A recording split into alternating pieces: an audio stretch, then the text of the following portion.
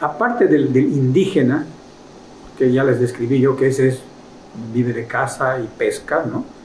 Pero aparte de eso había el camba que vivía con un patrón y que además tenía su pequeña propiedad.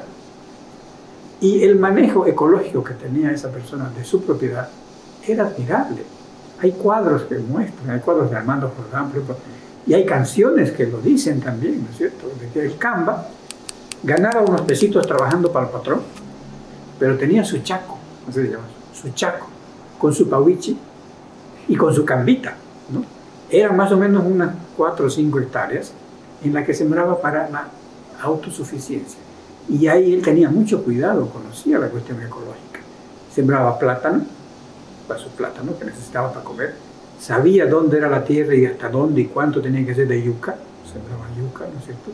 Sabía y respetaba mucho los árboles frutales porque comía fruta, ¿no? En todas esas propiedades que hay todavía, algunas de 2 hectáreas, uno ve por San Lorenzo, pequeñas propiedades de cambas tradicionales que eran ya criollos, no son indígenas, no era un mayoreo, no era un guaraní, era un camba, lo que se llamaba el camba, que era un mestizo ya, ¿no? Pero agricultor de subsistencia, ¿no? Ese típico camba con su bigotito y que fumaba, con su sombrero de sao, que hay todavía algunos, ese, por intuición y por tradición, tenía un manejo de su pequeña propiedad ecológica, pero era una unidad de producción, y tenía sus gallinas, y tenía su pauro, tenía su pequeño pauro donde se juntaba el agua. Él entendía cómo funcionaba el agua en su propiedad, y donde veía que iba el agua, cavaba un poco más, y ahí tenía agua, que se juntaba para la época. Y como había agua, tenía unos patos, ¿no? Y después estaban las gallinas. Los árboles frutales los mantenía y los cultivaba porque comían sus hijos, sobre todo la manga, la palta, la chachairú. Eran árboles apreciadísimos, no lo cortaban, eso lo preservaban por 2 motivos. Primero, porque se comía, y segundo, porque debajo de la sombra de ahí prácticamente estaban todo el día, porque su casita era pobre. Todo el día estaban debajo de la chachairú, debajo del palto, una sombra fresquísima. La vida de ellos era debajo de un árbol, el árbol era su casa, ¿no? Entonces, obviamente, ahí no hay problema, no había conflicto con el medio ambiente, ¿no es cierto? No tenía que utilizar ninguna sustancia química. Ecológicamente, eso era un buen manejo, era interesante. Eso se está perdiendo, ese camba típico con su propiedad, con su chaco, que se llamaba su chaco. Y ha llegado a las grandes empresas, y en muchos casos, por ejemplo, los han sacado, porque estos cambas no tenían papeles. Porque en la época de la reforma agraria se entraron, pero no terminaron de hacer el trámite de los papeles para que le den a este camba. Tenía que firmarlo el presidente de la República. ¿Cuándo le iba a firmar para 2 hectáreas, 3 hectáreas que tenían? Nunca hicieron papel. Todo el mundo sabía que el terreno ese de don fulano iba no ve que del mojón ese al otro mojón, y donde está el chachairú, ese, nadie iba a discutir que eso era de él, nadie. Llegan las grandes transnacionales con abogados, con papeles, todo, y empieza. La gente intuye y se da cuenta que su mundo está desapareciendo. Se da cuenta que si no es ahora que aprovecha, va a ser después. Se da cuenta que históricamente lo van a desplazar. Se da cuenta que el mundo este no es ya su mundo, ¿no? Es como una cultura bajo ataque, ¿no? Una cultura bajo ataque, una cultura bajo ataque, una cultura bajo ataque, una cultura bajo ataque.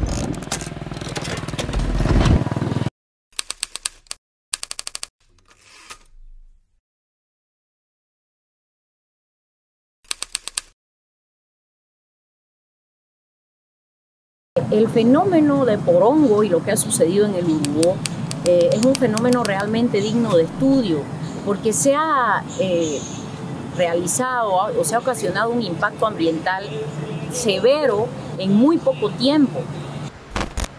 Bueno, entonces se confirma que hay una agresión hacia el medio ambiente, de ahí que decidimos investigar cuáles son las realidades de estas agresiones. Estamos ahora en el botadero municipal de Porongo, donde se puede ver la acumulación de los residuos del pueblo. Vemos esta enorme montaña constituida de decenas de residuos de tipo no degradables. El manejo se limita solo en la recolección de vidrios y ciertos envases plásticos. El resto se encuentra aquí. Se ha puesto esta lona para evitar cierta contaminación de suelo, pero de cualquier manera la basura sobrepasa, ¿no? Toda esta parte de aquí, que no está siendo utilizada, debería ser para el depósito de la basura, sin embargo, todo está encima. Municipio de Porongo, que tiene que lidiar con toda la basura del Urubó, no está preparada para ello. En marzo del 2012 se había mandado un informe desde la Gobernación de Santa Cruz pidiendo al municipio el cierre de este botadero. Dicho informe mencionaba una infracción ambiental y exigía el cierre y la reubicación del botadero. Al no haber cumplido el cierre, la Gobernación reiteró el 2017 las exigencias previamente mencionadas. Estas imágenes fueron hechas en noviembre del 2018. Volvemos en abril del 2019. Como puede ver, se ha tapado la basura con tierra, formando 1.000 hojas de inmundicias como un regalo para las futuras generaciones. Al presente, aún se sigue usando el espacio como botadero de manera ilegal. ¿Qué relación tiene que tener el hombre con la tierra? De respeto. Porque no es la Pachamama de la que hablamos simplemente, porque cuando usted a la tierra la mata, la asesina, le absorbe, le saca y no le devuelve, entonces creo que ese es el tema también a nivel Santa Cruz, a nivel Porongo y a nivel casi de todo Bolivia. Hemos perdido el respeto. Nuestra investigación nos lleva ahora a los famosos condominios del Urubó. Lo que salta a la vista de inmediato es la amplitud de la deforestación, los cableados eléctricos sin uso, las murallas de hormigón y las infinitas serpientes de asfalto. Para poder generar desarrollo, el mal llamado desarrollo que nos han hecho creer, se está destruyendo todos los recursos naturales. Las bombas atómicas no solo quedaron en Japón. Cada día hay bomba atómica con un desastre natural, con los desechos químicos, con el mal uso que se hace de la tierra. El nivel de deforestación, el nivel de destrucción medioambiental, de extinción de la fauna que vivía en este lugar ha sido realmente a la velocidad de la luz. Porque si nosotros aquí, el alcalde y el consejo, no cuidásemos eso estuviera todo tirado al suelo. La mayoría de las urbanizaciones que se han venido gestionando en Porongo en los últimos 5 años no están dentro de la legalidad. Si esas pampas de por allá, donde no se podía construir, era libre, no había alambre, la gente no era dueño de ahí. Se hizo el camino y la gente empezó a alambrarse. ¿Y quién le dio papel? La alcaldía, pues. Si eso era libre, todas esas pampas eran libres, no tenían dueño. ¿Cómo se han animado a aprobar aquí la alcaldía los proyectos de vivienda? Si esos son los pulmones de Santa Cruz.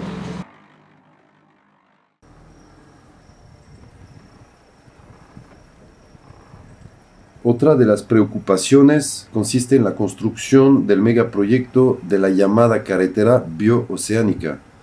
Esta autopista pretende ser el desvío del tráfico pesado de Santa Cruz, empalmando el kilómetro 13 de la doble vía con Buenavista, partiendo en dos el centro histórico de Porongo, ubicándose, como podemos ver, a nada más que a 800 metros de la plaza principal del pueblo.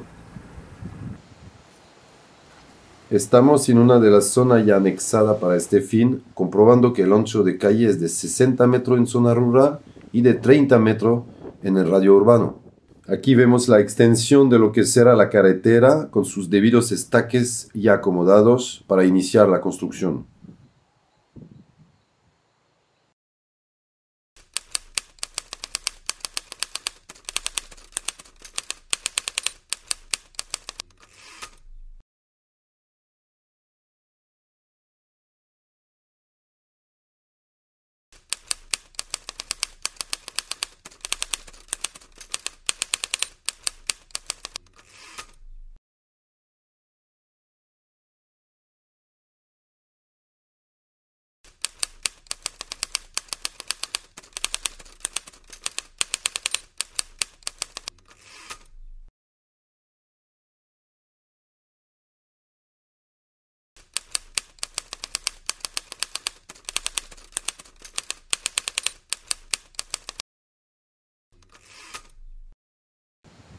Nuestro paso de investigación por estas supuestas construcciones nos confirman en pleno las sospechas que teníamos al inicio. Es decir, vemos que muchas zonas son agredidas y se encuentran en grave peligro, obligando a las personas a abandonar sus tierras a nombre de un llamado desarrollo. Para entender cómo ocurre todo esto, hemos entrevistado a expertos.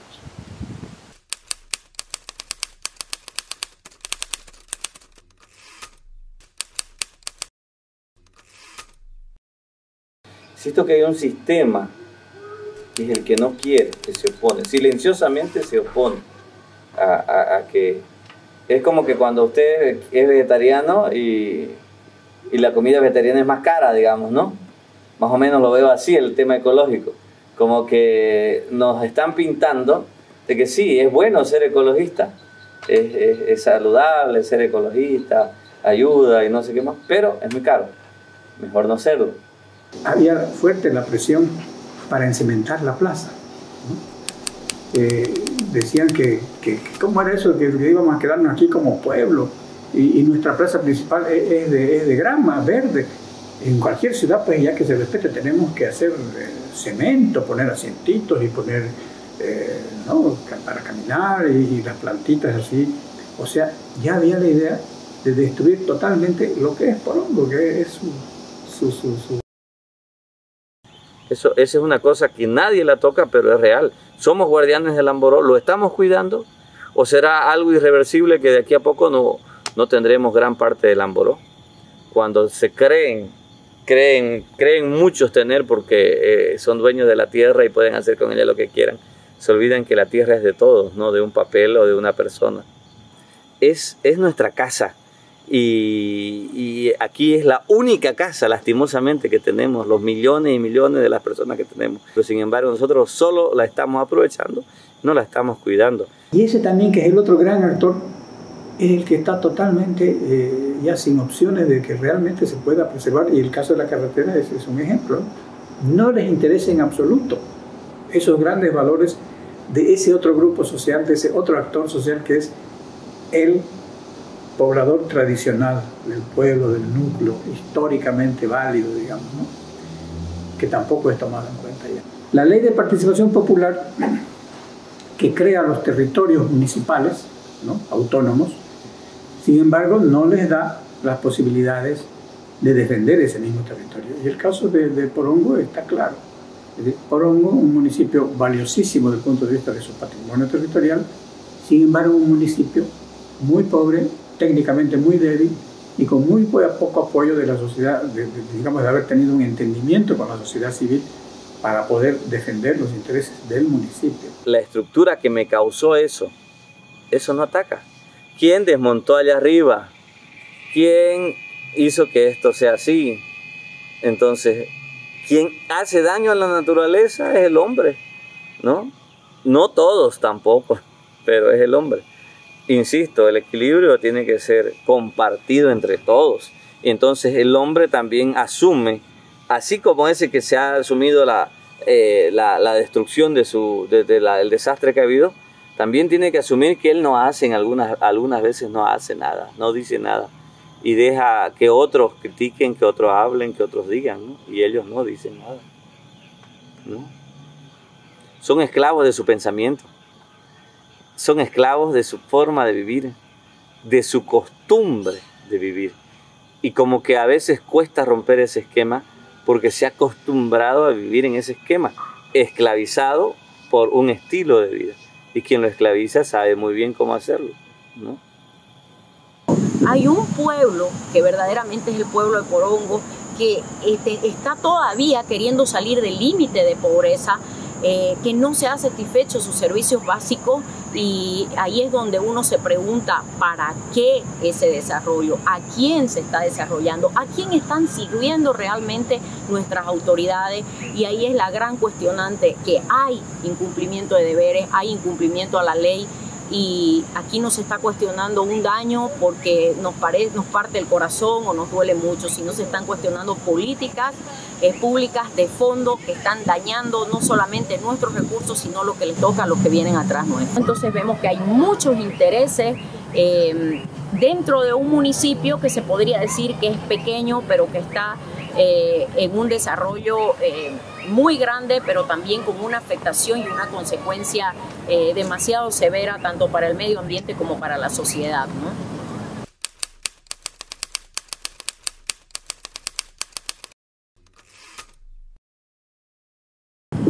Una cosa muy interesante aquí son los actores que están involucrados dentro de esta problemática que ha generado, que no es solamente problemática ambiental, sino es una problemática también social. Y entre ellos podemos ver que ha habido una fusión de actores, porque aquí vemos, por ejemplo, diversos colores de partidos políticos, que oficialismo, oposición, pero sin embargo ahí, cuando hay intereses económicos de por medio, están fusionados por esa misma causa. Entonces vemos aquí una alianza entre actores políticos, de oposición, del oficialismo, el empresariado privado, las grandes empresas dedicadas al rubro inmobiliario, actores también de la administración pública, tanto como municipal, como también otros actores de la administración nacional, que eso es lo que llama también muchísimo la atención, porque tenemos también a un ministro de gobierno involucrado directamente en esta problemática o directamente en todo lo que sucede allí, y también tenemos a un ente gubernamental muy fuerte como es el INRA, que es un actor fundamental. Entonces tenemos los actores de esta problemática de Porongo, se podría decir que está en el nivel nacional del Estado a través del Ministerio de Gobierno, a través del INRA. Tenemos al gobierno departamental, quien tiene entre sus competencias el diseño de la planificación departamental, y también tenemos la administración municipal, que tiene entre sus competencias toda la planificación directamente de la jurisdicción del municipio de Porongo. Luego están los actores empresariado privado, y luego los actores políticos, como mencionaba, ¿no? Entonces vemos que hay muchos intereses.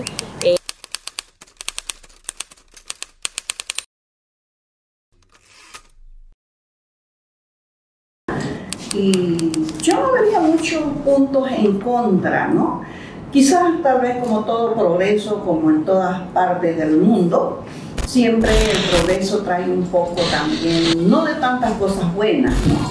Pero aquí nosotros como consejo le vemos lo más positivo que lo negativo, porque no porque digamos nosotros aceptemos, vamos a dejar también de hacer proyectos importantes, ¿no? De que sí, aquí, por ejemplo, en este municipio, el alcalde realmente se ha encargado de hacer reforestar donde la gente ha deforestado. Así que la afectación realmente no es, digamos, una afectación que se haga y que no venga a devolver lo que le cuesta al dueño del predio donde se afecta, ¿no? La gente que viene a hacer un emprendimiento sabe su responsabilidad que tiene que tener de cuidar siempre el medio ambiente, de cuidar, digamos, de que la gente se eduque también para ver en todos los aspectos, desde el cuidado del agua, de la basura y como corresponde, tiene que tener eso. planificar, sin tratar de hacer el mínimo daño que se pueda hacer al medio ambiente, ¿no?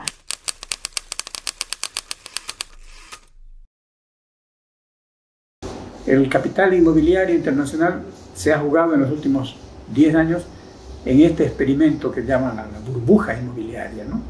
En algunos casos revienta esta burbuja, en otras no. Están jugando eso y nosotros somos simplemente las fichas, ¿no? Las fichas de un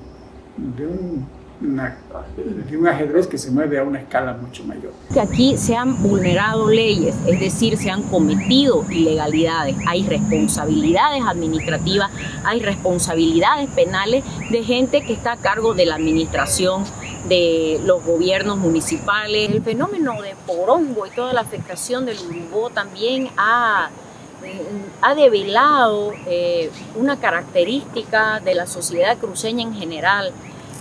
Santa Cruz y su gente se comporta como si adquiriera un silencio cómplice cuando la problemática es interna, cuando la problemática es a nivel Santa Cruz.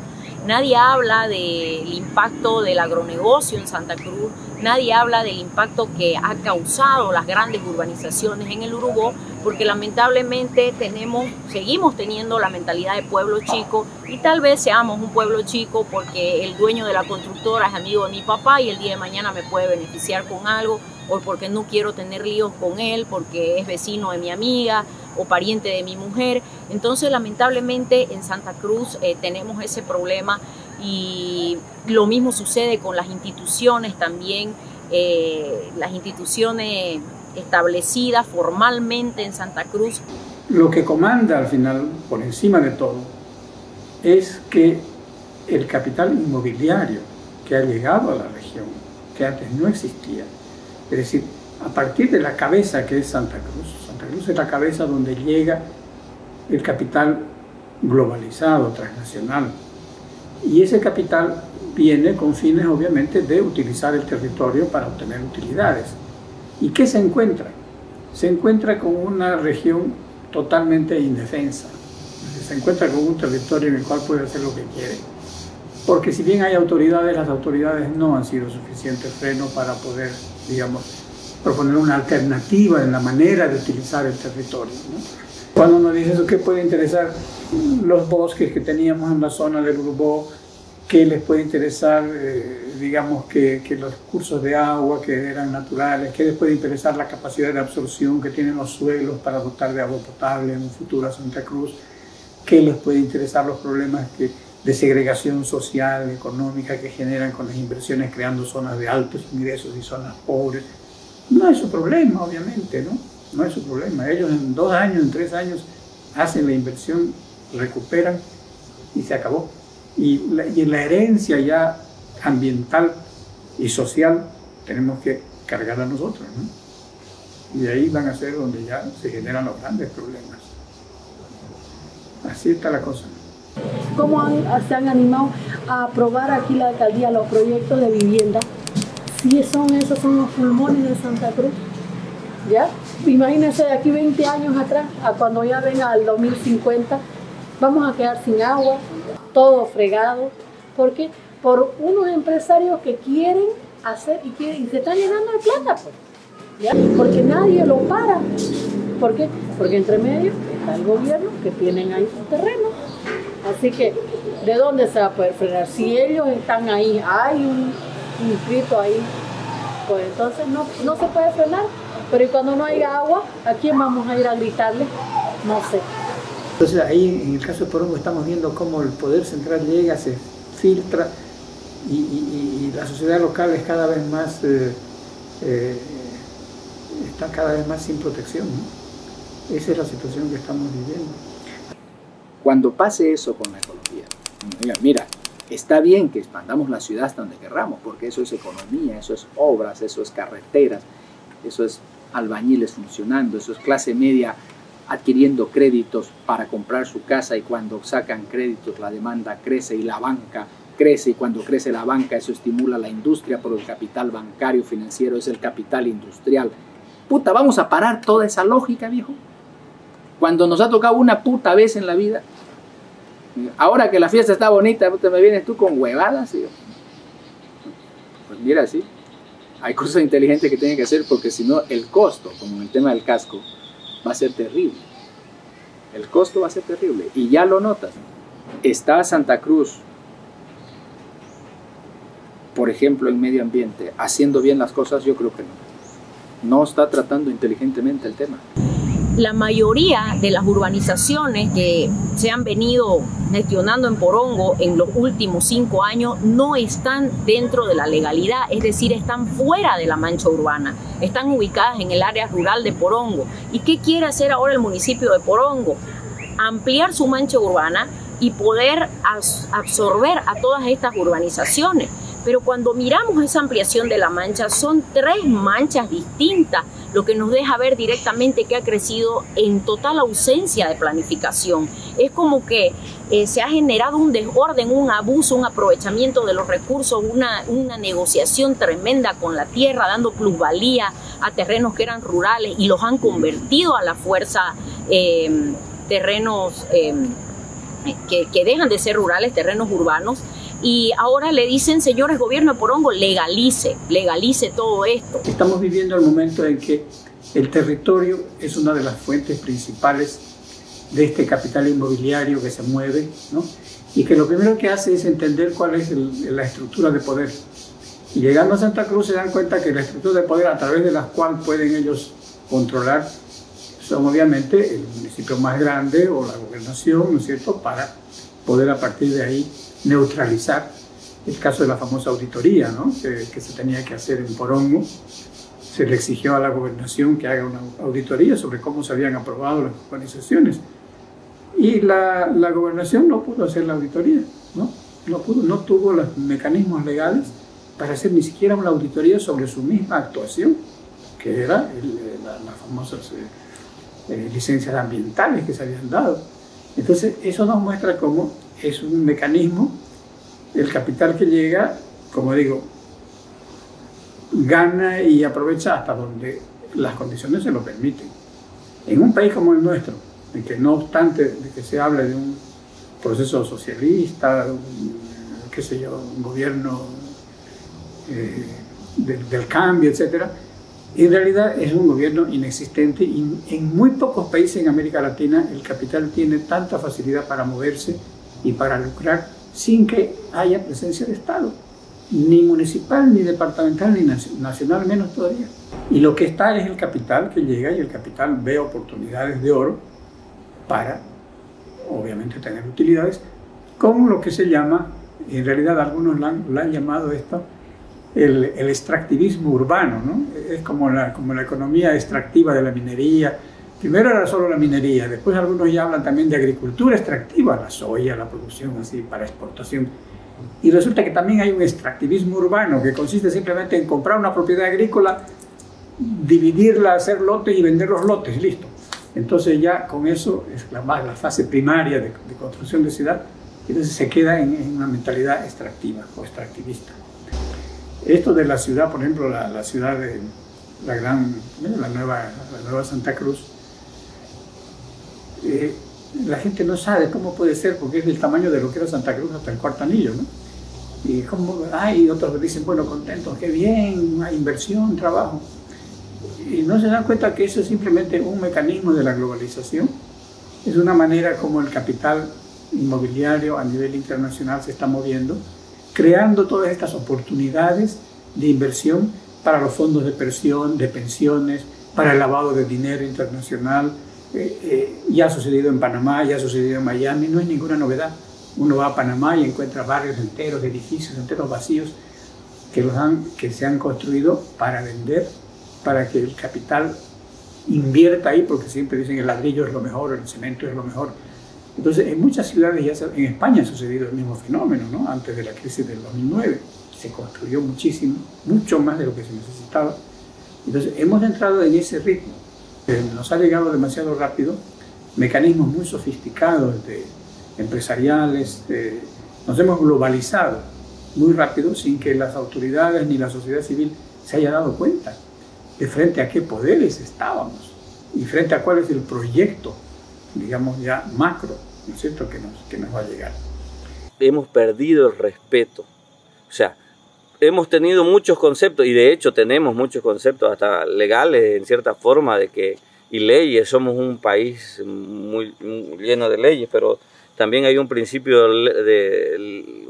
jurídico que mientras más leyes, más corrupción. Yo pienso de que la mayor parte pues de aquí de los pobladores, casi todos tienen familiares que trabajan en la alcaldía. No vale la pena ir a una reunión, perder todo un día, pues al menos yo no soy de la que voy a ir a perder todo mi día para que yo pida para mi mercadito, para mi patio de comida, algo que realmente necesitamos y que después lo aprueben en ese momento. Y después vamos a decir, no, se cambió porque había otra cosa más importante. Entonces, esas son cosas injustas que no deberían de hacerle a la gente, que no deberían de hacerle al pueblo.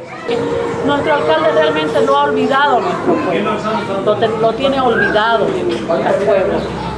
Han seguido la línea, pero acentuando, ¿cierto?, esta lógica extractivista, esta lógica de desprecio absoluto del tema ambiental. Bueno, los parques, las reservas naturales están prácticamente abandonadas, ¿no? Según datos que yo he tratado de obtener y que los he publicado en un artículo reciente, ¿cierto?, solo el 10% de los costos que significan preservar los parques naturales está aportando el presupuesto nacional. El 90% tienen que recaudarse fondos privados, hacer esfuerzos, etc. Los parques ya carecen de guardaparques.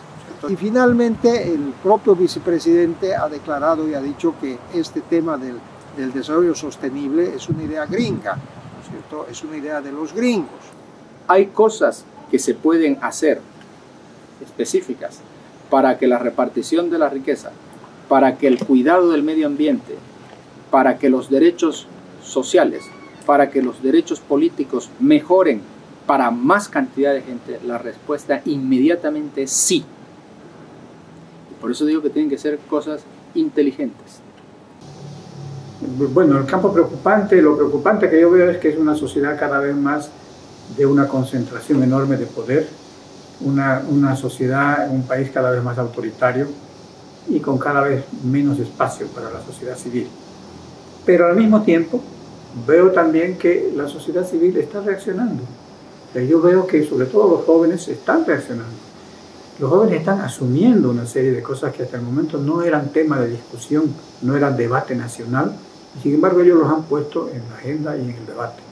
Entonces, por un lado hay un poder que se concentra cada vez más con carácter autoritario, pero por otro lado yo veo que hay una sociedad civil, sobre todo de jóvenes, a través de las redes, a través de las plataformas, que está planteando con mucha seriedad los temas que van a ser la agenda del futuro. En ese sentido yo soy optimista, ¿no? Creo que el panorama no ha mejorado, si bien se ven que hay esfuerzos de los líderes internacionales, pero cuesta mucho ver reflejados estos esfuerzos en las políticas públicas concretas que adoptan los gobiernos locales y que esto se pueda transmitir y bajar hasta la ciudadanía y sobre todo a aquellos sectores como empresarios, agropecuarios que también manejan gran parte de estos recursos naturales, ¿no? Y aquí hay una cuestión de poder, es un poder interno, o sea, yo tengo el poder, ¿no? Y yo con mi poder puedo hacer lo que yo quiera. Entonces, entra la cultura de lo desechable, ¿no? Aquí no quiero entrar a lo plástico para no confundir, pero decir, todo es desechable ahora, ¿no? Todo es desechable, no solamente el plástico, relaciones, amistades, sociedades, convenios, la palabra, cuando la palabra antes era un pacto, ¿no? Ahora hasta la palabra no es creíble. Entonces, la depredación también es una estructura cultural, es una estructura del cerebro. Yo existo, yo y mi entorno, yo y mi realidad, ¿no? Yo y mi casa, yo y mi familia, yo. Entonces a mí me estorba ese árbol porque está en mi propiedad, lo tumbo, esa quebrada, ese río me estorba que esté cerca mío, lo desvío. Entonces como no hay gente que se rebele, porque además no necesitamos gente que piense, ese superhombre de acá arriba no necesita que haya gente o la mayoría que piense, porque el momento que la gente piensa, que opina, se le acaba una arma que la gente tiene, que es el miedo. Entonces, ¿a qué le tiene miedo verdaderamente el de arriba? Es a que éste no tenga miedo. Por eso le infunde todos los días miedo. Te voy a quitar tu casa, te la voy a comprar te vas a quedar sin trabajo, o sea, el superhombre, el que cree hacer lo que da la gana, te cree que porque vos sos nada, o cree que vos sos nada, no tenés que pensar. Entonces tengo que limitarte todas tus herramientas para que vos pensés. Porque el día que vos pensés por ti mismo, no vas a tener miedo. Yo quiero que vos tengas miedo. Entonces yo quiero que vos tengas miedo. Si yo puedo tener 1000 hectáreas de soya, quiero que sepas que yo soy poderoso. Que yo puedo tener 1000 hectáreas de lo que quiera, de lo que sea, y vos no. Vos no tenés derecho a tener eso. Porque vos tenés que ser mi trabajador, yo tengo que darte de comer, yo tengo que controlarte. Tenés que estar cerca mío, inclusive para controlar, no lejos, para controlarte, para fiscalizarte. Y no es que esté malo tener, nunca va a ser malo tener, pero el tener no tiene que ir lejos del ser. Soy persona, soy ser humano y tengo que estar en relación con la naturaleza, con el otro hombre que no es menos que yo, por no tener. Ahora, después de esto hay otro traspiés, que es el poder económico. El poder económico tampoco tiene que ser un instrumento, no debería ser un instrumento negativo. Además, todas las riquezas están hechas para distribuirse. El tema es que cuando se controla o unos controlan, creen controlar todo, ¿no? Creen controlar todo. Ahora, el hombre más sencillo, de repente, el hombre que creemos que es más ignorante, tiene más argumentos de defensa que aquellos que nos creemos que tenemos un poco de formación. Entonces también tenemos que aprender a hacer humus, humilde, tierra, que nuestros conocimientos, nuestro dinero no nos hacen más bien humus, más tierra, más hombre. De repente estamos siendo menos hombre porque estamos siendo menos humus, ¿no? Entonces de repente somos más humus cuando somos más tierra, cuando nos damos cuenta que estamos aquí, Entonces el daño podría revertirse o por lo menos o paliar, como dicen algunos, si entendemos que estamos aquí. Pero mientras que hay una superestructura mental, esa es la que cuesta destruir. Y que esa saben manejarla aquellos que la manejan, ¿no? Pero nosotros todavía podemos arreglar esas cosas, podemos hacer de que la gente vea el daño que está haciendo, porque es un daño que se está haciendo al mismo pueblo, a Santa Cruz, porque con el tiempo vamos a hacer cola para tomar agua. Pero lamentablemente es una pena, como digo, en Santa Cruz, cómo se ve que la gente agarra, bota basura, botan sus pañales, botan cualquier cosa, ¿no? No hay educación, por eso yo cuando, por ejemplo, yo voy, aquí vivo feliz, pero voy a Santa Cruz, no puedo.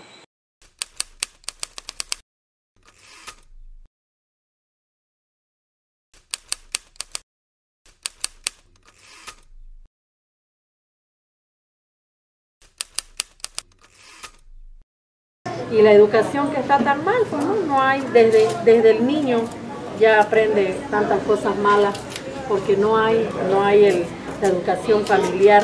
Ya nosotros los padres hemos dejado de educar a nuestro hijo, ya el hijo ya hace lo que quiere, como decimos. Entonces, ¿qué vamos a exigir si nosotros como padres no damos una buena educación? Si tuviéramos un poquito más de conciencia, de 2 dedos de frente, haríamos algo para que esa escuela en la tarde sea un instituto técnico, para que los muchachos vengan ahí a aprender algunas cosas. O sea, no estemos hablando de que hay pobreza, de que hay flojera, hay negligencia. Eso es lo que yo veo. De repente el papá campesino espera que el hijo ya esté un poquito maduro para que sea su ayudante, ¿no? Chaco, ir a trabajar, vamos, generar algo más. Creo que eso espera, ¿no? Más que pensar, yo voy a mandar al colegio, a la universidad o profesional. Como padre, como madre, de la casa empieza la educación. ¿Y quién complementa el maestro en la escuela? Con la enseñanza. Así es. Digamos, hay papás que son alcohólicos y no le dicen a su hijo, anda al colegio, hacer tu tarea, estudiar, salir profesional. Yo quiero que seas médico, que seas carpintero, que seas plomero. O sea, hay muchos temas aquí, digamos, en este lado, que no podés, digamos, vos tasarlos como en un papá, digamos. Por ejemplo, mi madre o mi padre, digamos, es médico. No va a tener la misma, ¿qué te puedo decir? El mismo interés del hijo, decir, puta, mi padre es médico, yo voy a salir más que mi padre, pero voy a ser médico, voy a estudiar. ¿Me entendés? Entonces es otra visión, porque si yo lo veo a mi padre tirarse una botella de whisky o beber su alcohol con agua, puta, yo voy al colegio y decir, si mi padre es alcohólico, voy a hacer los mismos pasos. ¿Ve? No hay, digamos, ese amor o ese interés de decirle a su hijo, no, yo quiero que estudie, yo quiero que salgas profesional, o que sea que le diga, puta, mira, ¿me ves alcohólico? No seas vos alcohólico, salí profesional, yo quiero que salgas, conozcas otros países, tengas otra visión. El problema del alumno, pienso que no solamente es porque no recibe una buena educación, una buena enseñanza, una buena guía de parte de los profesores. No pienso que no es solo eso. Pienso que viene desde casa. Algunos padres son muy irresponsables con la tarea de ser padres, ¿no es cierto? No están preparados para ser padres. Brindan mucho tiempo a su vida social, a sus amigos, a las fiestas, ¿no? En la vida social que llevan, en otras cosas, pero no están abocados en el apoyo, la ayuda, la guía, la enseñanza, las instrucciones que pueden darle a su hijo, que creo que debería ser prioridad. Los colegios no tienen lo que los alumnos necesitan, una biblioteca, una sala de cómputos, son cuartos de 4 paredes, sin ventilación, vidrios rotos, no hay iluminación, tienen que prender celulares los nocturnos para pasar clases, es una lástima.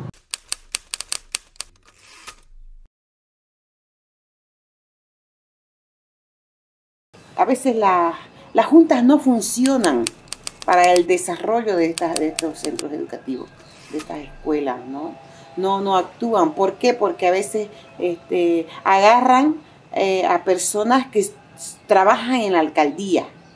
Entonces no se sienten, no piden las mismas mesas directivas o la presidencia de la mesa directiva no pide porque al fin y al caso no puede ser juez y parte, ¿no?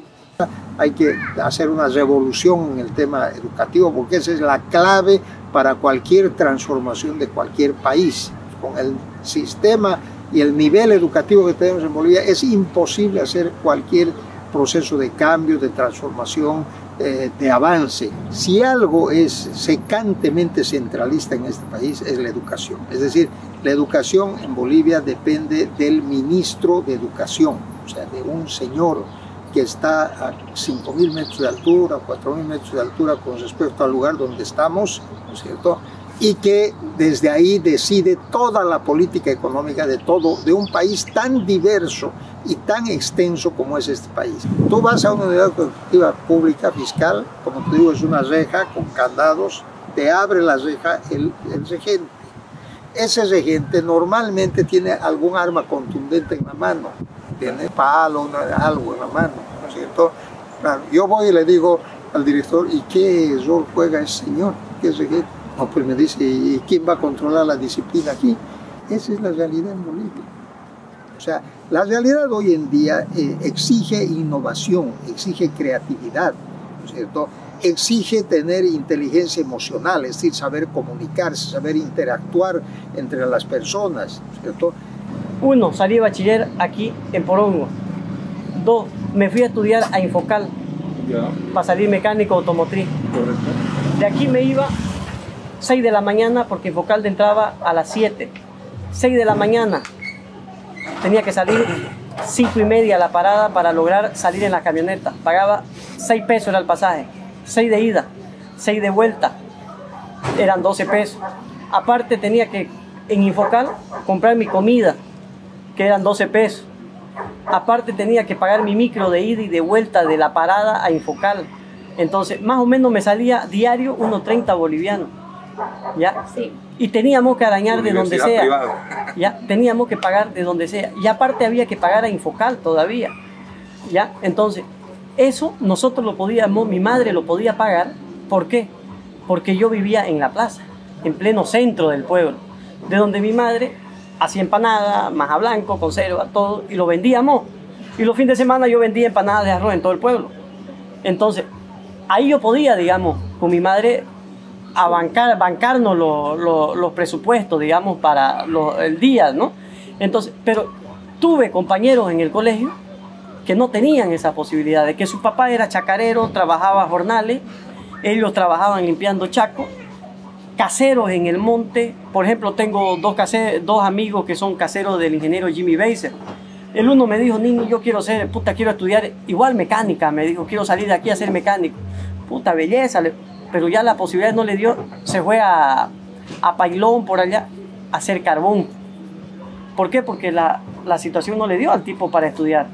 Entonces, tanto de esos compañeros, tengo muchos que no pudieron seguir estudiando y se quedaron en su chaco y ya conocen mujeres, ya se meten a muchachos, a hijos, y se acabó su juventud, se acabó su estudio y se quedan de chacareros en el campo, se quedan a trabajar en el monte.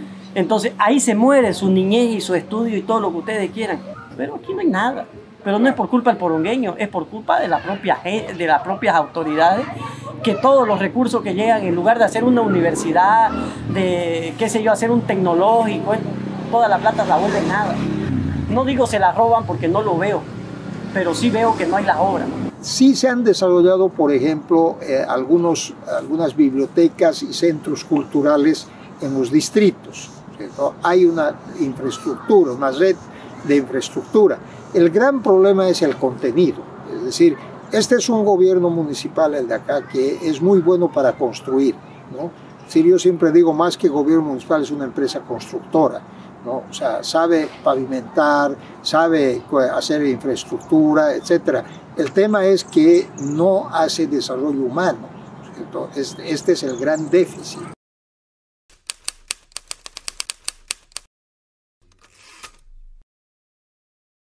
Bueno, el tema de la educación en Bolivia es que lleva un atraso de al menos 2 siglos, ¿no? O sea, sigue siendo el sistema pedagógico de fines del siglo XVII, del siglo XVIII, es decir, de la época de la Revolución Industrial, donde había que homogenizar a los estudiantes, a las personas, porque esto es lo que demandaba la Revolución Industrial, es decir, todo lo que es la producción en serie, etcétera, demandaba que todos hagan las mismas operaciones repetitivas y por tanto el sistema educativo estaba orientado a esto, ¿no? En realidad la educación se universaliza a raíz de la Revolución Industrial, que es cuando se requiere, digamos, obra de mano con cierta calificación, con cierta preparación. El sistema educativo boliviano es bajo ese concepto. Pues tenemos que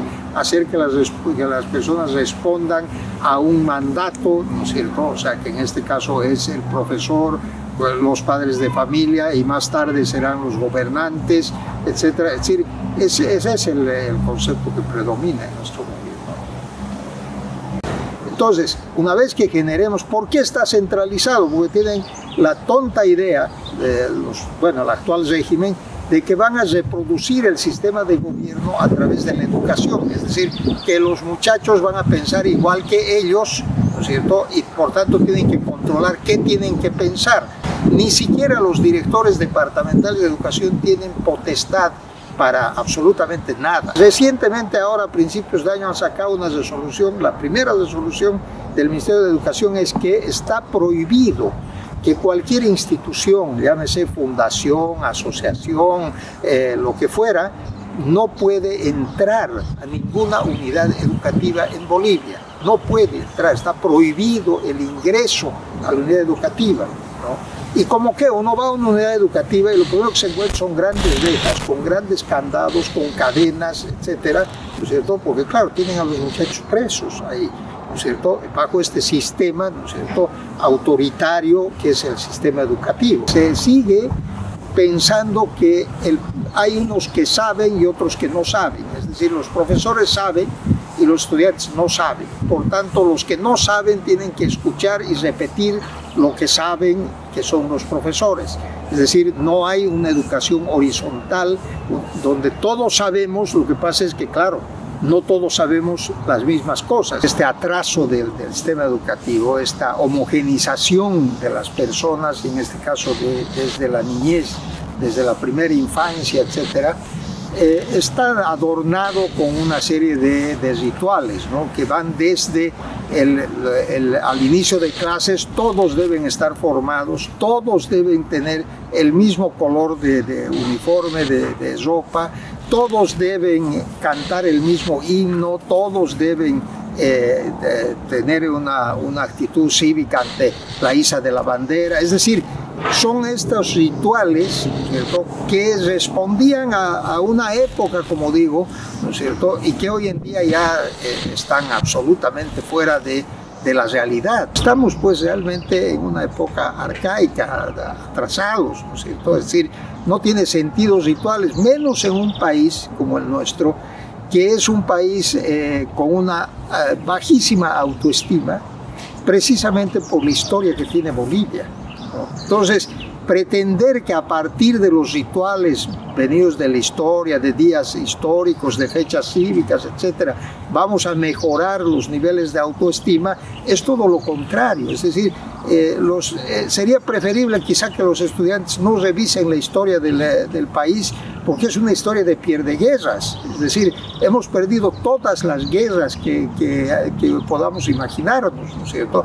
Y sin embargo todavía tenemos un ejército que es un ejército de pierdeguerras, ¿no es cierto? Es decir, probablemente elevaríamos la autoestima, por ejemplo, si eliminamos el ejército, que no tiene ningún sentido, fortalecemos el tema educativo con estos recursos, como hizo, por ejemplo, Costa Rica, que tuvo esa visión de hacerlo, y le damos este nuevo enfoque pedagógico a la educación. A partir de ahí probablemente podamos sí desarrollar una mejor autoestima de nuestra población. La falta de sensibilidad con el entorno, con el medio, con la naturaleza, con las personas en situación de desventaja o con los propios animales, etcétera, yo creo que es nuevamente el resultado de la formación, de la educación.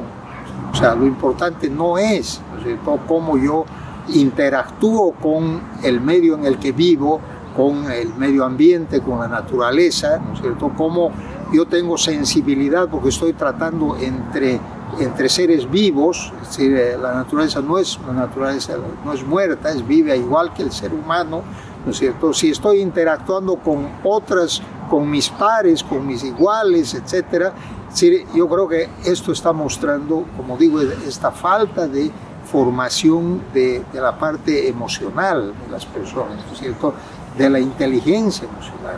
Es un tema de formar el espíritu humano, ¿no es cierto?, es decir, y formar el cerebro humano, ¿no es cierto?, de manera que reaccione de otra manera de la que está reaccionando hoy en día frente a su entorno, a su medio, al resto de los seres con los cuales comparte el planeta. Todo está mezclado con la política, con la mala política, mala administración política. Has hablado muy bien. El otro día hemos ido con Carmiña, Nini, a Terevinto.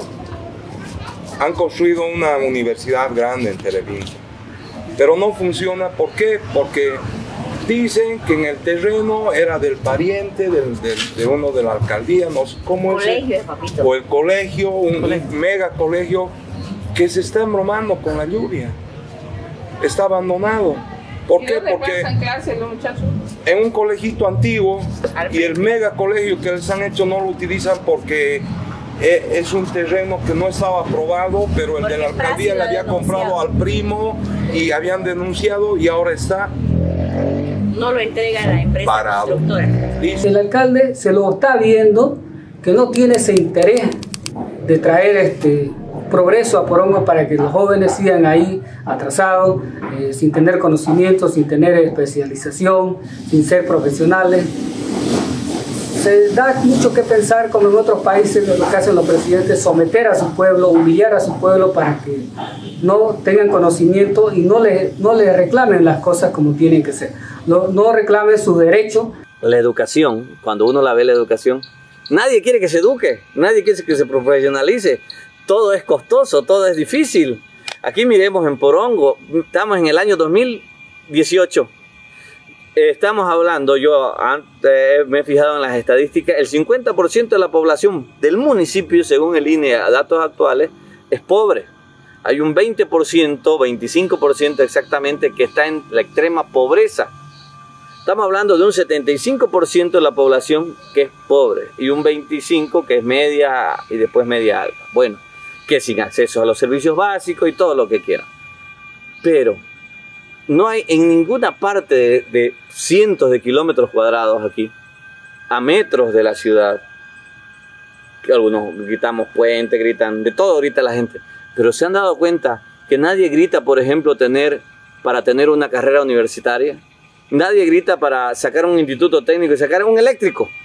No hay en todo el municipio un lugar donde salga un eléctrico.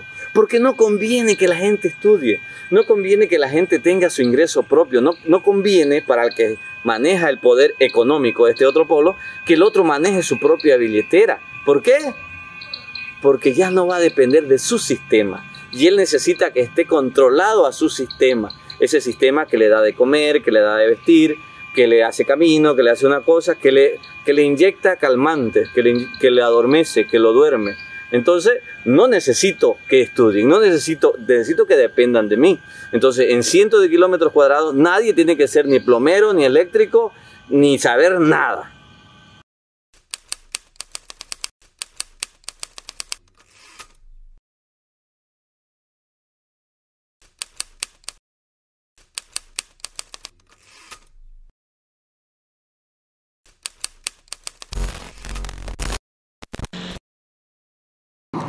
El alcalde, pues realmente en el tiempo que yo estoy aquí lo he visto muy pocas veces. La verdad no podría decirle la verdad, porque él no vive acá, vive en Santa Cruz. La verdad no sabría decirle porque no lo conozco. ¿Dónde estará? No sabemos. Porque solamente lo vemos cuando hay campañas. Mire, no sabría decir porque el alcalde, para empezar, no vive acá en Porongo. No sé si vive en el Urubó o en la ciudad, siempre dicen eso. No sabría decir, yo no lo conozco yo en persona a él y no sé dónde se puede ubicar él. Hemos preguntado por él, pero no hay. Mire, no sé dónde se encontrará en su casa, se encontrará en la alcaldía, dónde se encontrará, no sé. No, la verdad no. Pero si lo pilla para alguna fiesta o algo, eso sí lo va a encontrar, pero después no sé. La verdad tampoco sé. Casi la mayoría de la gente por acá, al alcalde no lo conocen, yo no lo conozco hasta ahorita. Porque él no para aquí, pues. Al mes una vez viene apenas. Solamente se los ve para los aniversarios, para la fiesta, para las borracheras. Ahí se lo encuentra el alcalde de Porongo. Supongo que está en el Urubó.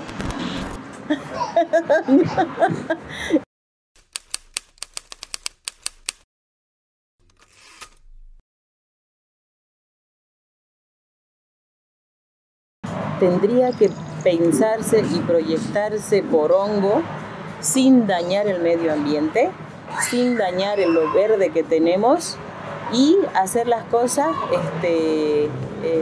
hacer por ejemplo las necesidades básicas que son un alcantarillado, por ejemplo, ¿no es cierto? Para que las aguas servidas tengan dónde ir y no estén yendo al subterráneo, a la tierra, ¿no es cierto? No tenemos un hospital. Las personas, nuestros vecinos se nos mueren a medio camino porque del hospital paracetamol o de la posta de paracetamol lo mandan a la ciudad, a los hospitales que tenemos en la ciudad y no logra llegar con vida, se mueren en medio camino. Yo tengo una parienta que ha muerto en medio camino, entonces todo eso duele, afecta y nos sentimos impotentes porque no se puede hacer nada. Los recursos de los porongueños, ¿dónde están? Si no los invierten en el municipio, ¿en qué los invierten? ¿A dónde los llevan? ¿No?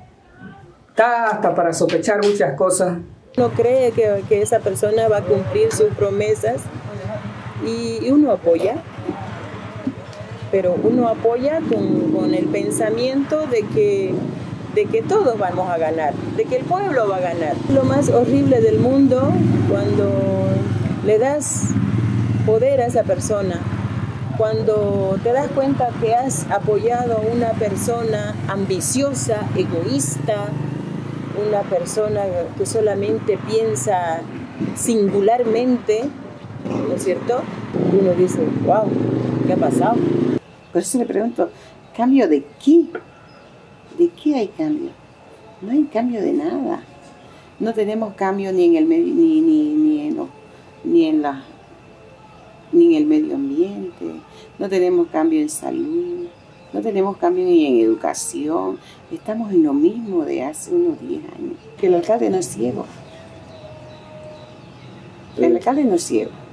Las autoridades no se preocupan por el pueblo, no se preocupan por el porongueño, no se preocupan por los trabajadores, por la frutera, no se preocupan por los turistas que vienen al pueblo, que son los que nos generan recursos. Me dijo uno de los concejales que yo haga una carta y que haga firmar con los vecinos reclamando el por qué no se había iniciado los trabajos en el Chaupa, y le dije, no voy a hacer firmar nada. ¿Por qué? Porque todos en mi barrio da la casualidad que trabajan en la alcaldía, da la casualidad que todos los afectados por la quebrada trabajan en la alcaldía, y cuando quiera hacerlo firmar no van a firmar, porque si firman ustedes los votan. Porque cada concejal tiene su grupo de gente que mete a la alcaldía, y ustedes agarran y revisan a ver quién firmó y agarran y lo votan. Voluntad es lo que tiene que haber, como decía hace un momento, y eso es lo que el alcalde de Porongo no la tiene. Hay presupuesto en el municipio de Porongo, hay presupuesto en el gobierno central, solo hay que ejecutarlo, solo hay que solicitarlo y saber distribuirlo en el municipio. Me río de que si el poder está al servicio de la gente. El poder es la gente. El poder, el demos, el griego demos, pueblo, kratos, poder. Entonces, ¿quién es el poder? Es la gente. Entonces, eso es, hablando antropológica, filosóficamente, debería de ser así. El poder lo tiene la gente, ¿ya? El otro es el que está a nuestro servicio, al que la gente le delega su poder sin que lo tenga el otro. El otro no tiene nada de poder. El otro es un empleado, es un esclavo del poder real que es el pueblo. Eso nos lo dejó la Revolución Francesa. Yo no estoy repitiendo esquemas mentales o revolucionarios. No es revolución.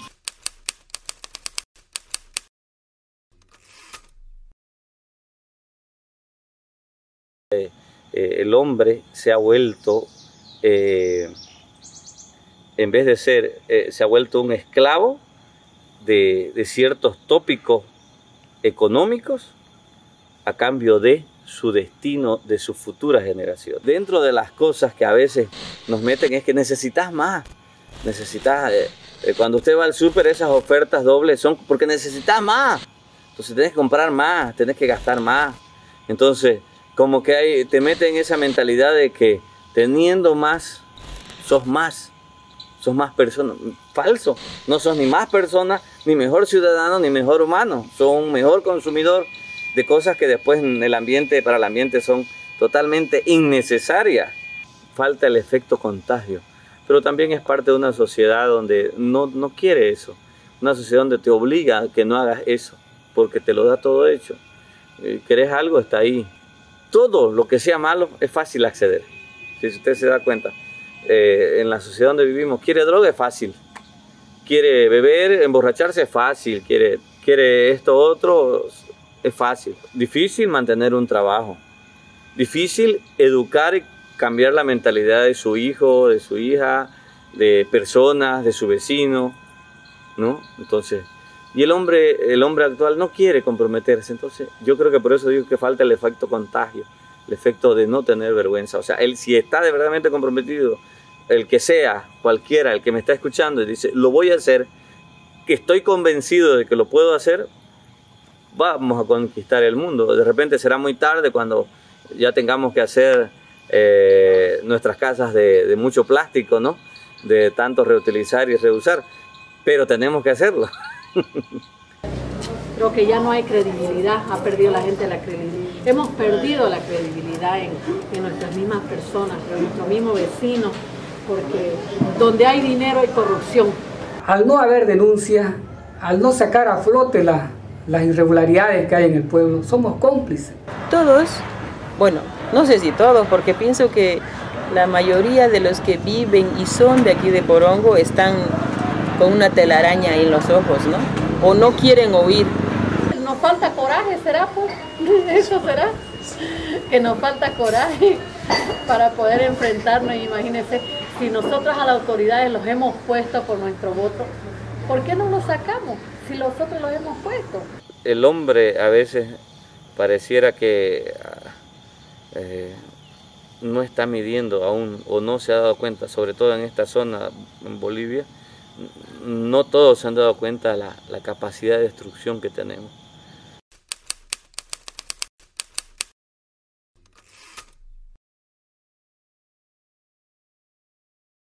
Bolivia está enfrascada en una visión absolutamente desarrollista, completamente. Es decir, esto es lo sorprendente. Es decir, lo sorprendente es que un gobierno como este, que yo creo que generó enormes expectativas, ¿no? Por venir, bueno, del mundo indígena, se esperaba con ideas renovadas, pero resulta que toda la política económica de este gobierno es exactamente la política que ellos critican, o sea, la política neoliberal.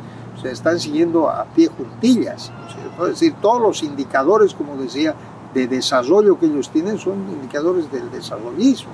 El concepto de desarrollo que ha sido muy manipulado en estos últimos años, que generalmente en los países eminentemente capitalistas, y en la mayoría de los países del mundo se basan en el PIB, el Producto Interno Bruto, cuando ya muchos actores o muchos países que ya han pasado por grandes consecuencias y desastres naturales se han dado cuenta que este desarrollo no es sustentable, que este desarrollo a la larga genera grandes pérdidas, no solo económicas, sino pérdidas en afectación a la vida humana, a la calidad de vida, en afectación al medio ambiente.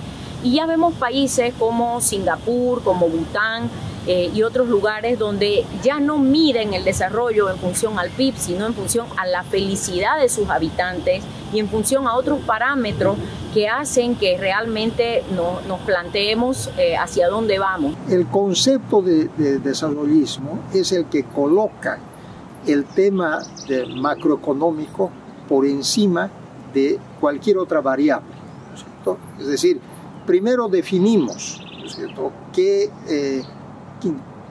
vamos a hacer con el PIB, qué vamos a hacer con la balanza comercial, qué vamos a hacer con la balanza de pagos, cómo vamos a controlar la inflación, cómo vamos a...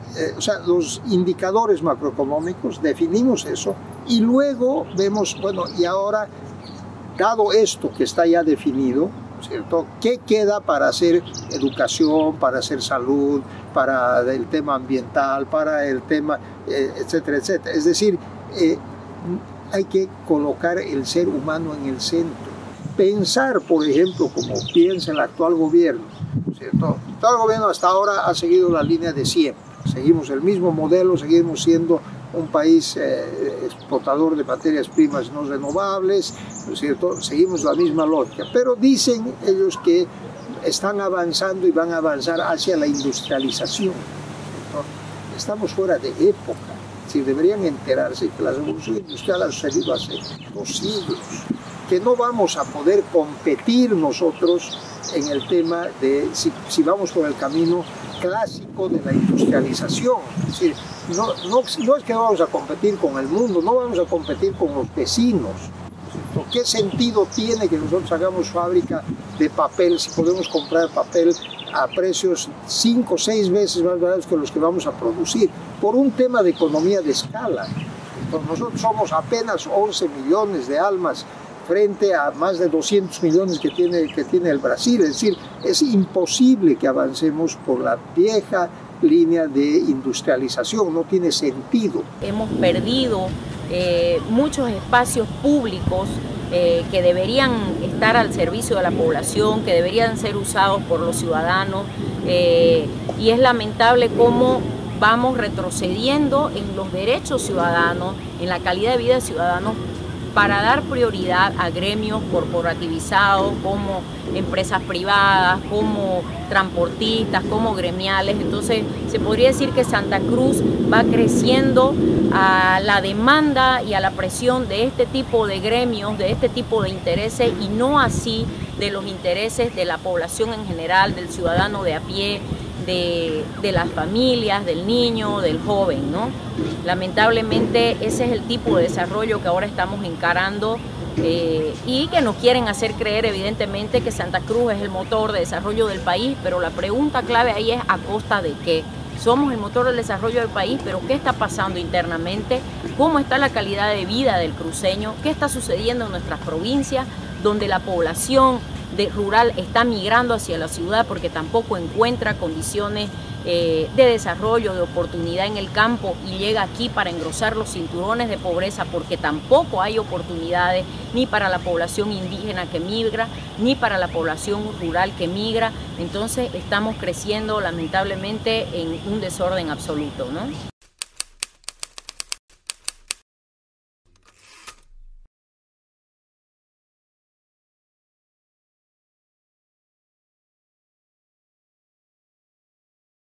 Mira, creo que la palabra poder un poco es una palabra vacía, ¿no? Tiene que significar un verbo. Y el verbo de la palabra poder es dominar, es dominación, ¿no? El poder económico tampoco tiene que ser un instrumento, no debería ser un instrumento negativo. Además, todas las riquezas están hechas para distribuirse. El tema es que cuando se controla o unos controlan, creen controlar todo, ¿no? Creen controlar todo. Ahora, esa destrucción va ligada a ciertos ejes de poder, que no es uno solo, son muchos ejes de poder, sociales, culturales, ¿no? Políticos, de todo eso, y que esos son los que cuesta romper, y la gente se ha acostumbrado a ello. En el Estado, la concentración de poder, el monopolio de poder, es la característica de la vida pública. Entonces, cuando me preguntas, ¿el poder trae más poder? ¿O por qué la tendencia al abuso en el poder? La respuesta no es psicológica, es de sistema político. Nosotros elegimos, o nuestros padres, o quién elegiría, el Estado para vivir, para nacer y para desarrollarnos y para estar. Elegimos el peor sistema en términos de monopolio de poder. No hay manera de discutirle al Estado el monopolio del poder. Es capaz de determinar el papel higiénico con que te limpias el culo y también la vida y la muerte. Porque si no te registraste en el registro de Estado, no eres ciudadano, no existe, tienes monopolio de la vida, no me jodas. Ese es el Estado. Entonces, digamos, para bien y para mal, somos nosotros la época del monopolio del poder. Nunca antes, en los 150.000 años de historia de la humanidad y en los 13.000 años de historia de la humanidad organizada en comunidad, nunca antes hubo un sistema así. Nunca. Cuando uno lee el espíritu de las leyes de Montesquieu, que fue antes de la Revolución Francesa, se quería atacar ese poder por un elemento, dice Montesquieu. Evidentemente él propone, no existía la división de poderes, ¿no? Pero el principal elemento que dice el espíritu de las leyes es que ya estaba todo corrompido. La democracia interna municipal es lo que no está funcionando, y es que es la lógica en la que ha entrado el país, de que el poder maneja ya todos los otros poderes. Entonces, si una persona, en el caso de un alcalde, cuenta con el aval de la Fiscalía y del Poder Judicial, no hay quien lo toque ya. Y además cuenta con el Consejo. El primer filtro es el Consejo Municipal. O sea, cuando hay irregularidades, normalmente en otros países, inmediatamente eso, ¿quién lo descubre y lo denuncia? El Consejo Municipal, que es la instancia controladora del alcalde. Para eso se ha creado el Consejo. Pero en nuestro país lo que se ha dado es que los consejos son prácticamente manejados por los alcaldes, ¿no? Son del mismo grupo, tienen su mayoría, por lo tanto los consejos jamás denuncian nada. El caso del alcalde de Santa Cruz, por ejemplo, que tiene 40 denuncias de la Fiscalía, no se mueve ninguna, mientras tenga el aval, ¿no es cierto?, del gobierno central. El momento que Percy Fernández se pelee con el gobierno, de un día para otro le aparecen 40 demandas y los fiscales se mueven, y eso en 2 días está preso. Entonces ese es el drama. El drama es que en este país ya no hay los poderes autónomos que puedan ver estos casos. Si el alcalde de un municipio ha amarrado ya su poder a la estructura del poder nacional o departamental, no hay quien lo pueda tocar ya, porque ni la fiscalía, ni los jueces, ni la policía, ni la Contraloría, menos todavía, nadie lo va a tocar, ¿no? Ese es el caso parecido en el caso de Warnes, el alcalde es masista, no va a pasar nada y nunca, ¿no? Entonces, ese es el drama, o sea, lo estamos viviendo en pequeño, pero ese es un drama del país, el drama de un país en el que ha desaparecido la independencia de los poderes. Entonces, cuando el ejecutivo, que es el municipal, no está cumpliendo, en otros países uno tiene los otros poderes para denunciarlo, pero aquí no hay esos otros poderes. Ya no son formas delincuenciales individuales, son grandes redes que trabajan gracias a que existe ya también una estructura de poder que es la que negocia todo esto, ¿no? Y bueno, en esas condiciones es pues que la sociedad civil se encuentra, en este caso, en el Porongo, pero en Santa Cruz también, en todas partes. La sociedad civil se encuentra en una situación de indefensa total. Todo lo que se ha legislado es mentira, ¿no? Todo lo que se ha legislado, por ejemplo, sobre control social, no existe. Hay una ley de control social. Traten a ver ustedes de poder utilizar la ley de control social para un caso como este. Imposible. Una ley totalmente genérica, que no define nada y que está todo en manos de que alguien de esta estructura de poder quiera realmente abrirlo y no quiere. Comienzan a ni siquiera a darte la información. No hay una ley que obligue a las autoridades a darte la información. Aquí si no quieren no te dan un papel, no te informan de nada. Nosotros hicimos un plan de ordenamiento de Porongo en función de este proceso de metropolización que ya se daba, ¿no? Y al hacer ese trabajo nos dimos cuenta que nos tocó, hacíamos el trabajo, lo presentábamos, aprobaban, estaba muy bien. A los 2 meses nos volvían a llamar y nos decían que no, que teníamos que presentar otra vez el trabajo para explicar bien. ¿Y por qué? Decíamos, no, es que ha cambiado el Consejo Municipal, ya ha cambiado el presidente porque lo han cambiado al otro. O sea, ya había ese juego, que había momentos en que las comunidades tenían el predominio y entonces querían conocer el plan, y otros momentos en que los grupos, digamos, de mayores ingresos eran los que más o menos tenían el control del municipio.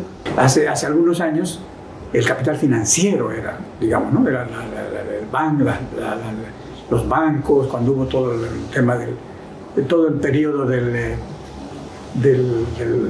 neoliberalismo, de los Chicago Boys. Era la época en que la gran riqueza surgía de las maniobras en Wall Street, de las maniobras en la banca, no era lo demás, la industria ya pasó. Era ahí donde se ganaba plata. Ahora no. Ahora donde se gana más plata y más segura, sobre todo más segura, es el tema inmobiliario a nivel mundial. Entonces estos grandes capitales están viendo. ¿Y han visto? Santa Cruz. Sí. Reúne todas las condiciones, nadie va a molestar. Ve. Entonces, toda tu visión del mundo ya no es. Porque ellos perciben este mundo de afuera, ¿no? Lo ven.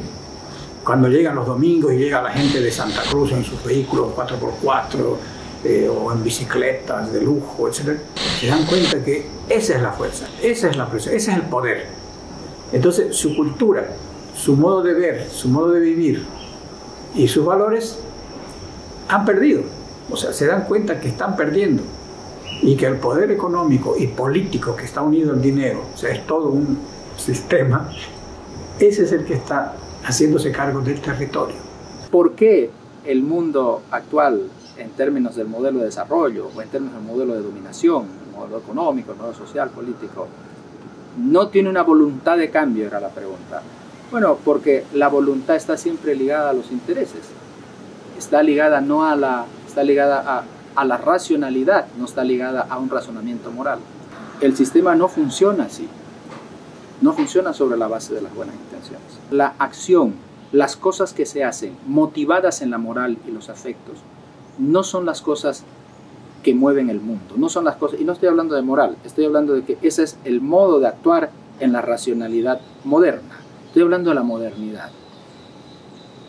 Todo el moralismo de cualquier tipo de cambio que se sugiera, no solo que es inútil, sino que es perjudicial para el cambio. Entonces, cuando se sugiera un cambio al capitalismo o al sistema de dominación, tiene que ser un cambio realmente inteligente. porque si no, lo que vas a hacer es decir una tontería.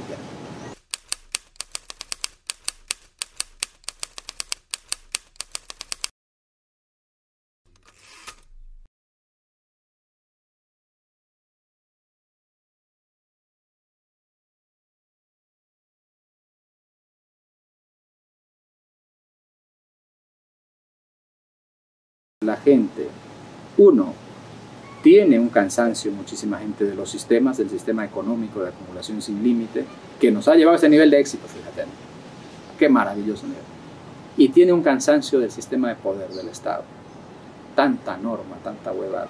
Un desarrollo sustentable apunta a poder desarrollarnos de manera de no poner en riesgo los recursos naturales de las futuras generaciones que vienen atrás. Entonces, si no estamos cumpliendo con ese parámetro de sustentabilidad, es un desarrollo que en realidad no es desarrollo definitivamente, ¿no? Los indicadores que debemos medir es cómo ha mejorado el ser humano, las personas en un determinado país entre, como les gusta aquí comparar, entre el 2006 y el 2019, es decir, qué cambios ha habido en la ciudadanía, en las personas, ¿cierto? Qué capacidades se han desarrollado, qué posibilidades mayores tienen los seres humanos o no las tienen, ¿cierto? Porque si no, a mí no me importa en absoluto que el PIB sea el 4, sea el 3 o el 2, o que la balanza de pagos sea equilibrado o no sea, o que la inflación esté más o menos controlada o no tanto, ¿no es cierto? Si mis condiciones de vida no solo siguen siendo las mismas, sino inclusive hay un cierto deterioro. Si algo cambia en el capitalismo, si algo cambia en los escenarios de los estados, es siempre por intereses, y por eso los cambios tienen que tener un fundamento de interés importantísimo. Con esto no estoy diciendo que no se pueden impulsar cambios, estoy diciendo que los cambios tienen que tener inteligencia y fuerza. Es decir, eran absurdas las movilizaciones y los reclamos de los chalecos amarillos, claro que eran. ¿Qué valor tenían? Carajo, hasta que te pararon las ciudades. En ese momento tienen fuerza. Oye, a esos cabrones hay que recibirlos y no nos van a parar el sistema. Es decir, que no sean una reflexión moral, que tengan su reflexión moral si les da la gana, pero que tengan sobre todo fundamento de interés y de fuerza, que es como actúa la modernidad. El gran problema de la modernidad, fíjate, de la mentalidad moderna, es que una vez muerto Dios, la modernidad consiste en eso, ¿no? En que la razón impera en las relaciones y la fe la dejamos de un lado. Se muere Dios. El gran problema de la modernidad es que nunca perdió, nunca se destetó, nunca cortó el cordón umbilical con lo divino, con lo mágico, con lo fantástico. Entonces, muerto Dios, encontramos el moralismo y encontramos las ideologías. Es decir, hay grandes explicaciones mágicas y fantásticas, la igualdad, la libertad, el nacionalismo, el socialismo, grandes explicaciones mágicas que van a orientar nuestra vida. Y entonces muchísima gente en una civilización inteligente, que es la civilización occidental, ha perdido siglos y siglos fantaseando sobre ese tipo de cosas. Denunciando no sacamos nada. Mientras no haya una posibilidad de incidir en las políticas públicas primero y después de controlar el control estatal, van a existir siempre estas dificultades, ¿no? Y lamentablemente, si tuviéramos una clase dirigente iluminada, uno podría decir al último, bueno, ya, que hagan como piensan, que no haya participación, que no controlemos, porque más o menos lo hacen bien, digamos, ¿no? No será como queremos, pero bueno, pero no es el caso. Es decir, lo que hacen es un desastre total. Entonces, cuando uno quiere, como sociedad civil, porque lo ve, uno quiere intervenir para aportar, para corregir los errores que se están cometiendo, no se puede. No se puede, porque eso ya está siguiendo su lógica mafiosa, diría yo, de poder que se ha estructurado en el país, ¿no?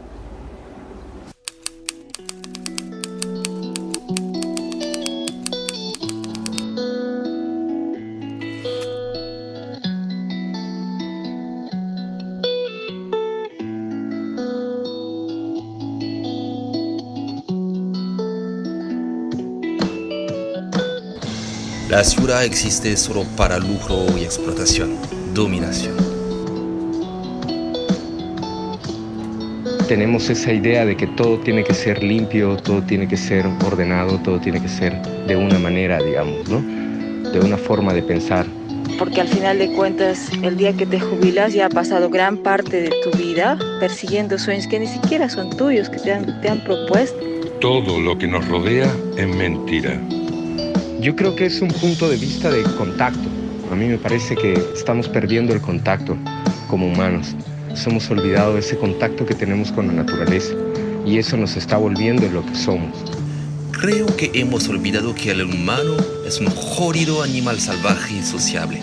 Considero la ciudad como una abominación, sus habitantes como enfermos. Yo creo que no hay humanidad, hay mucha competencia e individualismo.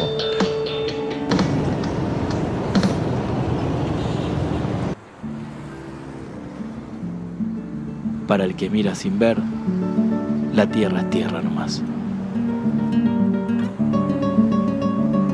A menudo escuché que en la vida real el progreso estaba en la ciudad, considerando el resto del mundo con atrasados.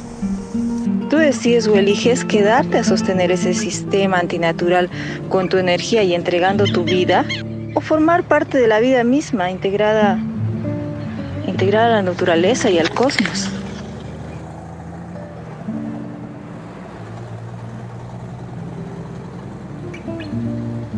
Me fui buscando una educación auténtica que nos permita a los padres, a los profes, a los niños florecer como seres humanos. Siento la vida en sí misma como un proceso constante de transformación. Creo que poder abrirnos a la conciencia es hacernos cargo de nuestro caminar. Somos la gente, el pueblo, lo que podemos cambiar las cosas llevando a cabo este tipo de proyectos, intentando apoyarnos unos a otros y apoyar productores locales y que no sea todo solo por el dinero. Existe una alternativa diferente, que no va en contra, pero tampoco va con el sistema. Ese sistema que nos prepara o nos forma a su medida sin respetar nuestra integridad como ser. En la ciudad se vive muy apresuradamente. En cambio, acá en el campo tenemos nosotros todavía ciertas pausas para poder admirar el nacimiento de la luna, la salida del sol, cuando canta un gallo, cuando rebuzna un burro, cuando canta o grita una oveja o una cabra o bufa un buey. Todas esas cosas que te llenan el espíritu, te llenan el alma, de saber de que estás en el campo, rodeado de la naturaleza,